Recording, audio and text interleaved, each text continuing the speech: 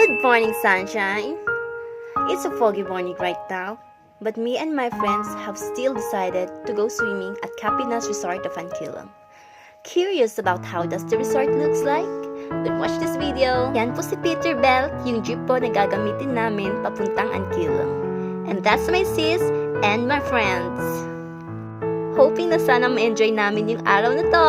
Dito sa amin, pag may sasakyan ka, sasakyan ng lahat. Which is a nice trait actually, kasi it's an act of kindness or showing some care when you give someone a lift. Iwasan po ang pagiging madamot. So sinundo lang po namin yung iba po naming kasamahan. Ayan po sila, dala-dala po nila yung maluluto mamaya. Pag pupunta po ang Ankileng, ito po yung madadaanan natin guys. Diba ang ganda-ganda? Tapos ang linis-linis pa. Tumigil po muna sa sakyan kasi may bibilhin si Bob. Hindi ko po alam kung anong bibilhin niya. Baka prutas yan or ano. Ay Diyos ko, beetle nuts po pala binili niya. And we're now here at Poblacion and this is the whole view. Wow, so beautiful. So on our way to Capinas Resort, makikita po natin yung iba't ibang cafe gaya po nito. Bilsa po yung name ng cafe na yan. Visit po kayo dyan guys. For sure, maganda po doon. And, syempre, hindi mawawala yung mga trees, mga rice fields, at iba't iba pong halaman na nakapalibot po sa daanan. And guys, wala po kaming traffic dito. Pero, minsan meron kapag madaming turistang dumayo sa lugar namin. And, andito na po kami. So, ayun po yung Capinas Resort. And guys, sobrang ganda po talaga ng view dito, lalong-lalo na yung mga green rice fields. And of course, kailangan po muna nating dumaan dito sa tulay na to para bago tayo makapunta sa entrance ng resort. Pero don't worry guys, matibay to kasi gawa ng mga iglot yan eh. Durable yan. Ayan si Rafa, kinukulit ako na picturean siya. Wait lang sis, kailangan po muna nating mag-video para sa vlog. And ayan na po kami, pupunta na po kami sa entrance para mag-fill up.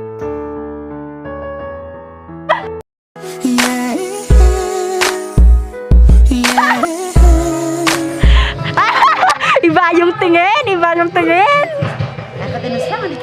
Hi everything! Today, welcome to Capinas Resort! Napapasok na tayo dito sa loob and speaking of papasok, ang entrance fee pala namin dito ngayon so far is 120. Ginawa nila sa amin. We have 4 pools here, tapos yun po yung pang-adults. Ayun, yung pinakamalawak doon. Tapos ito naman yung, pakita mo to. Ito naman yung, sakto lang naman yung lawak niya, pero ito yung pinakamalalim.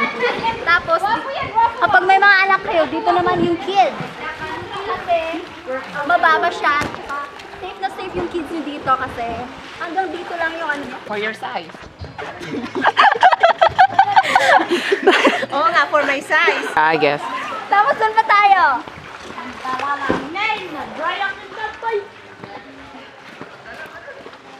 So kung ayaw nyo doon, meron naman mas na mababa pa. For ano naman ito? 1-year-old and below.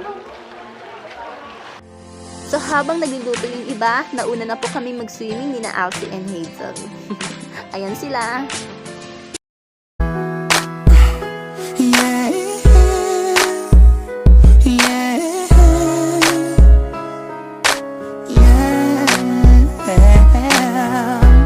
Taray! Fresh! Sexy!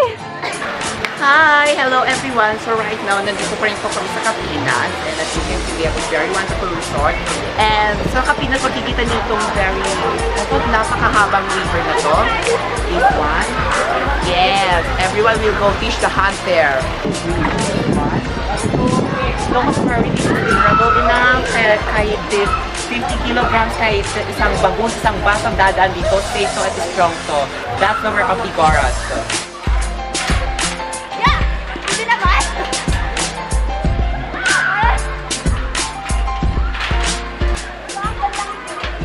So yeah, hello. Andito na nga kami sa bridge. So, pinatunayan kasi durable, so matibay, strong. So, ngayon, mas magandang tingnan natin yung view, mas malapitan dito yung view ng sabi naming rice terraces at Ankileng or Suyo.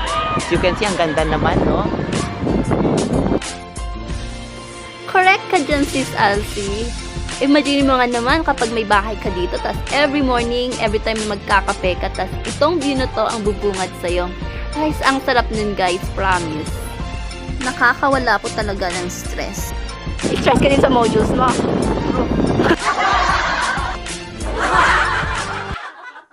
So tara, let's guys! Enjoy na natin yung swimming na to. Gaya ni Hazel, oh. Enjoy na enjoy siya.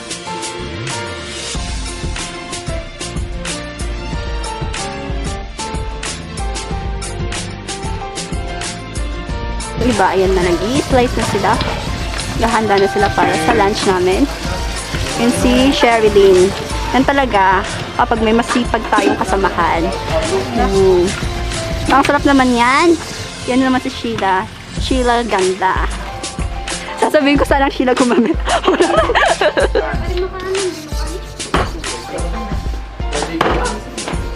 Wow, ang cute naman. Ayun yung brother ko. Yun, yung mga silbi ng boys. Yan yung silbi ng mga boys. Sila kasi yung magluluto. And you know, yung mga boys kasi, sila yung masarap magluto. This is how they cook. Pinikpikan.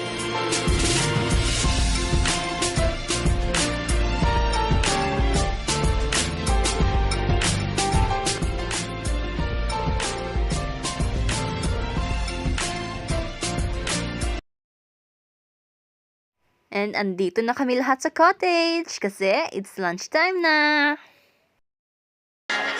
Mahanda ko ba kayo? Tanong ka dati ka dito. Manlalot ako.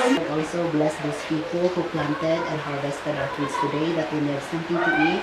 Also bless those people, Lord, who are most hungry and most thirsty today, that they may have something to sustain their hunger and thirst. Lord, thank you for all of these blessings. May these foods serve as strength once more and as vitamins that could fight any kinds of diseases or illnesses, and it could fight this COVID. All this we ask and pray in the mighty name of Jesus. Amen. Amen! Is, masarap pagkain? Damit kinap ko.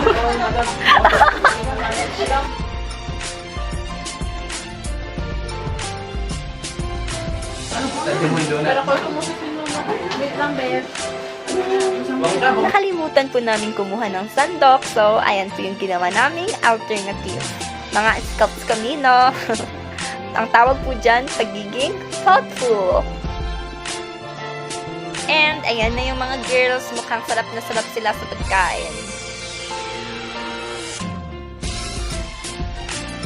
So, maganda yung food. Masarap. Parang hindi ka naman nasasarapan, Sheila. Happy birthday, girl! Hindi ko birthday. Ayun naman po yung mga boys. Halatang halata kung sino yung mahilig sa karne. No need to mention na po. So, ayun na nga. Nag-distribute na si Lolo Bob ng karne para sa kanyang mga apo. Char lang. Ganito po kami kumain dito. Cowboy po kami dito. Walang kaarte-arte. Tularan po kami.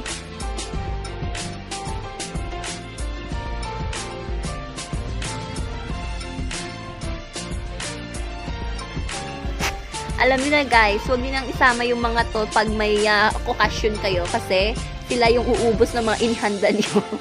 Charot lang. Tapos na po kaming kumain, so magsiswimming na po kami. So, ayan po si Sisi Rafael. Kunwari, nagpapaturo kung paano mag-swimming, pero nagchachancing pala sa mga boys. Peace, sis! Love you!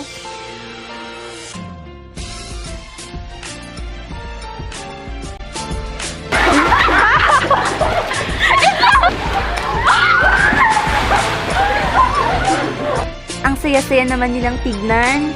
Kami kaya ng mga kabatch ko. Kailan kaya kami magkakaganito, no? Reunion. Bye. Bye. Please subscribe mo na. Please subscribe on Judy and Bunny. Tayo, ano ka na? Mumbai ko, tayo ano ka na? Bye! Yaoy, Mumbai ko! Bye! Bye! Mumbai kayo! Sheila and Raquel. Bye! Hazel and Cher and Ruth. Bye! Sherilyn. Bye! Nang Nans. Hi! Bye-bye! Please subscribe pa na. Please subscribe, Iman! Bye, Kot. Bye. Bye, please subscribe. Thank you. So, ayan na. Pababa na kami. Andito na kami sa Kilong. Yan yung St. Joseph Church. Diyan kami madalas magtambay noon. Pag galing ng school. Pag galing kampa daw. So that night, nag-jamming po kami sa house.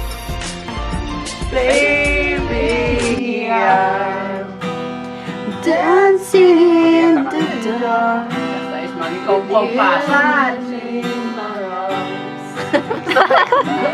So, kata-kata. Muna atong sina.